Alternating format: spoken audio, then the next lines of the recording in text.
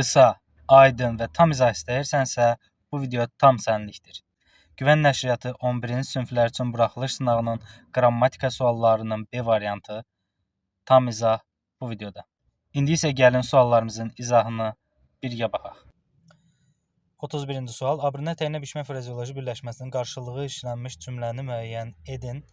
İlk növbədə bilməliyik ki, burada qarşılığı söz deyəndə nə nəzərdə tutulur? Sinonim yoxsa antonim? Sinonim nəzərdə tutulacaq, yəni yaxın mənalı biz birləşmə tapmalıyıq ki, bu da frazeoloji birləşmə olmalıdır. Bilirik ki, frazeoloji birləşmələrinin, sabit söz birləşmələrinin sinonimi də frazeoloji birləşmə olmalıdır. Abrinət əyninə bükmək frazeoloji birləşməsinin mənası bilirik ki, danlamaq mənasındadır. O zaman baxaq, abrına qısılıb deyir, bir yanda otursaydı heç kəs dillənməzdi. Abrına qısılmaq, yəni utansaydı mənasındadır. B variantı qonşuların aramızda olan pərdəni götürmək, bu da uyğun gəlmir. Onun atasına od vurmaq deyən burada intiqam almaq mənasındadır. D variantında evə gec gəldiyimə görə anam məni quru yuyub yaş sərdi. Quru yuyub yaş sərmək, yəni danlamaq mənasındadır. Düzgün cavabımız 31-ci sual D variantı.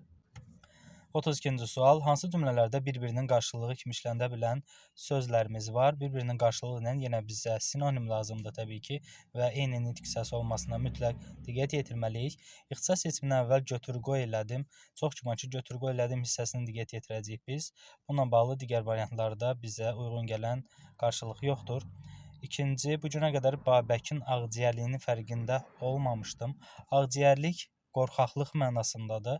Buna uyğun bizdə 5 var. Onun qorxaqlığı o qədər də hiss olunmazdı ki, əlində silah belə təsəlli olmurdu bu formada. Yəni 2 ilə 5-də ağciyərlik və qorxaqlıq sözləri bir-biri ilə sinonim sözlər olur. Düzgün cavabımız olur B variantı. Videonu bəyənməyi, kanalımıza abunə olmağı, şərh yazmağı və paylaşmağı unutmursunuz. 33-cü sual. Altından xətt çəkilmiş ifadələrin düzgün mənalarına baxaq. Əgər rəhbərlik bu işə qol qoymasa, çətin başa gələn işdir. Qol qoymaq burada, yəni razılıq mənasındadır. Məsələn, rəhbərlik mənim işimə razı olmasa, çətin olar. Düzgün cavabımız olar 1. Digər, ana istəmir ki, ata və kiçik oğlunun arası açılsın, üzgöz olsunlar. Üzgöz olmaq, yəni bunların arasında olan səmimiyyət pozulsun, münasibət itsin mənasındadır. Düzgün cavabımız olur 3, yəni münasibətin pozulmaq olacaq. Bizdə o zaman 1 və 3 olan E variantıdır 33-cü sualda. Növbəti 34-cü sualımız sözlərdən biri ancaq termin kimi işlənə bilər. Bilirik ki, ümumiləşək olmayan sözlərdən biri də termindir və terminlər 2 hissədən ibarətdir. Yalnız termin kimi işlənən sözlər var. Bir də həm ümumiləşək sözlərimiz, həm də termin kimi işlənən sözlər var. Burada bənd sözünü biz termin kimi ədəbiyyatda, şeir vahidlərində istifadə edirik. Amma gündəlik həyatımızda isə, məsələn, çayın, kanalın qarşısında tikilən hər hansı bir tikilidir ki, buna bənd deyirik. Zərfi bilirik, həm əsasın hissəsi kimi işlədə bilərik termin, həm də ümumiləşək söz kimi, bir əşya kimi düşünə bilərik.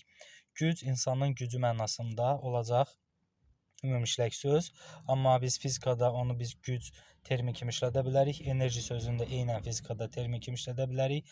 Həm də gündəlik həyatımızda enerjidən istifadə etdik kimi işlədə bilərik. Amma B variantı yalnız Azərbaycan dilində istifadə olunan termindir, mübtəda. 34-cü sual düzgün cavabımız B variantı. 35-ci sual. Hansı cümlədə leksik mənaya malik olmayan söz işlədilmişdir? Bilirik ki, sözlərimiz 2 formada olar, leksik və qrammatik mənası. Azərbaycan dilində olan bütün sözlərin qrammatik mənası var. Azərbaycan dilində olan bütün şəkilçilərin qrammatik mənası var. Yalnız köməkçi nitq hissələrinin leksik mənası yoxdur, şəkilçilərin leksik mənası yoxdur. Bizə lazımdır ki, köməkçi nitq hissəsi olsun ki, bu da düzgün cavabımız C variantı. Sanki deyir, qaranlıq gecə yer kürəsinin üzərinə qara pərdə salmışdı. Burada elə bil, sanki güya modal sözüdür və biz bunu yalnız qrammatik mənası var, leksik mənası yoxdur. Düzgün cavabımız 35-ci sual C variantı. 36-cı sual. Cədvəldəki uyğunluğu pozan sözləri müəyyən edək. Birinci K səsi var, ikinci K səsi var. K səsindən olan kibritdir 2, K səsindən olan galaktika və knockout olacaq. Yəni düzgün cavabımız olur 2, 4 və 5.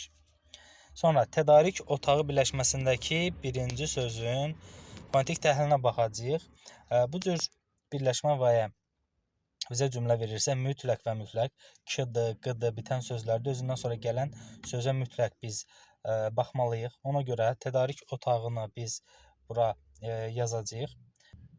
Bu formada olur tədarik sözümüzün tələffüzü. Deyərsiniz ki, müəllim özündən sonra saatlə başlanan söz gəlib. Bəs biz nəyə görə biz onu k-yə əvəzləməsi baş vermədi? Çünki bəzi idrak, tədarik kimi sözlər var ki, onların özündən sonra saat və samit gəlsə belə heç bir dəyişiklik baş vermir, olduğu kimi qalır. Ahəng qanunu pozulub bu? Bəli, pozulub. Həmincə qalan saatlər var. Neçə hecamız var? 3.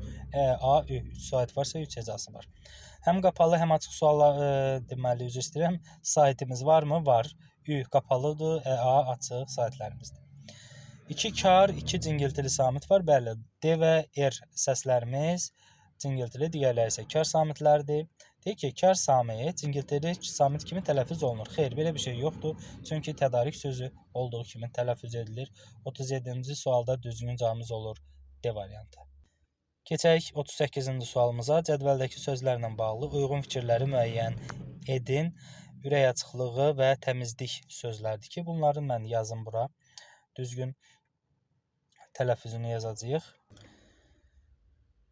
Ürək açıqlığı bilirik ki, özündən sonra 2-dan sonra saat gəldiyinə görə k-yə əvəzlənməsi baş verir.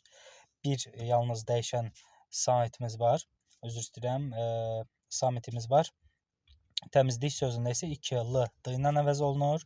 K isə x-lə əvəz olunacaq. Baxaq, 3 kar, 2 cingiltili samit var. Biz bunu doğru kimi götürə bilmərik. 2-yə baxaq. Kar samitlə başlayır, kar samitlə bitir. T kar samit, x iş hissəsimiz kar samiti, bu doğru fikirdir. 2, 3-ə baxaq. Yazılışı və tələffüzü arasında 3 fərqli məqam var. Ürək açıqlığı yalnız k-yə əvəzlənməsi baş vermişdi. Bu yanlış fikirdir. O zaman cavabımız olur 2 və 3. 39-cu sual verilmiş fikirlər hansı sözə aiddir? Deyir, yazılışı və tələffüzü arasında 2 fərqli məqam var. Bir də kar samit öz cingiltili qarşılığına əvəz olunacaq. Baxırıq, sakit diş olacaq. L-dıya keçir. Öz kar samit cingiltili samitdən əvəz olunmuyub. A variantında yoxdur. Belə bir şey çeşməkli.